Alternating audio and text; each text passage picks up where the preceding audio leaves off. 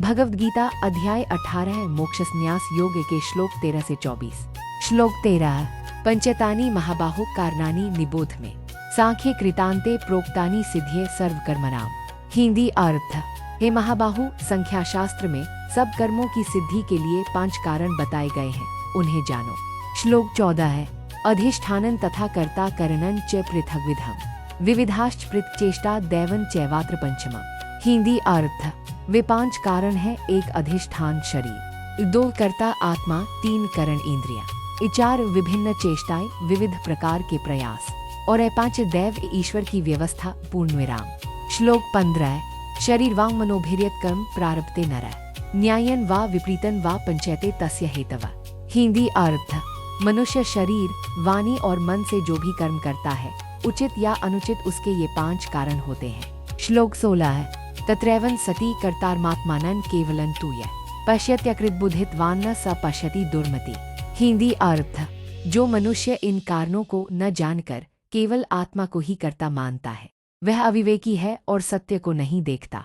श्लोक 17 है यस्य नाहंकृतो भावो बुद्धिर्यस्य न लिप्यते हत्वापि स इमान् लोकान् न हन्ति न निबध्यते।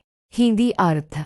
जिसकी अहंता मिट चुकी है और जिसकी बुद्धि शुद्ध है, वह यदि इन लोगों को भी मारे तो भी वास्तव में मारता नहीं और पाप में नहीं बंधता। श्लोक 18 है ज्ञानन ज्ञेयन परिज्ञाता त्रिविधा कर्मचोदना कर्णन कर्म करतेति त्रिविधः कर्म संग्रह। हिंदी अर्थ। ज्ञान, ज्ञेय और ज्ञाता ये 3 कर्म की प्रेरणाएं हैं और करण, कर्म और कर्ता ये 3 कर्म के घटक माने गए हैं।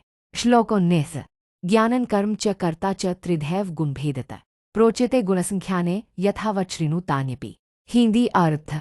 ज्ञान, कर्म और कर्ता, इन तीनों का गुणों के अनुसार भी 3 प्रकार से भेद किया गया है, अब उन्हें ठीक ठीक सुनो। श्लोक 20 सर्वभूतेषु येनैकं भावमवेमीक्षते अविभक्तन विभक्तेषु तज्ज्ञानन विधि सात्विकम। हिंदी अर्थ। जो ज्ञान सभी प्राणियों में एक ही अविनाशी आत्मा को देखता है और सब में अद्वैत भाव देखता है, वह सात्विक ज्ञान है। श्लोक 21 पृथक्त्वेन तु यज्ञानन नाना भावां पृथग्विधान वेत्ति सर्वेषु भूतेषु तज्ज्ञानन विधि राजसम। हिंदी अर्थ। जो ज्ञान विभिन्न प्राणियों में अलग अलग रूप और भेदभाव देखता है, वह राजस ज्ञान है। श्लोक 22 यत्तु कृत्स्नवदेक्स्मिन् कार्ये सक्तम हेतुकम अत्वार्थवदल्पन च तत्तामसमुदाहृतम। हिंदी अर्थ। जो ज्ञान किसी एक कार्य में ही बिना कारण आसक्त हो, तुच्छ और असत्य को सत्य मानता है, वह तामस ज्ञान है।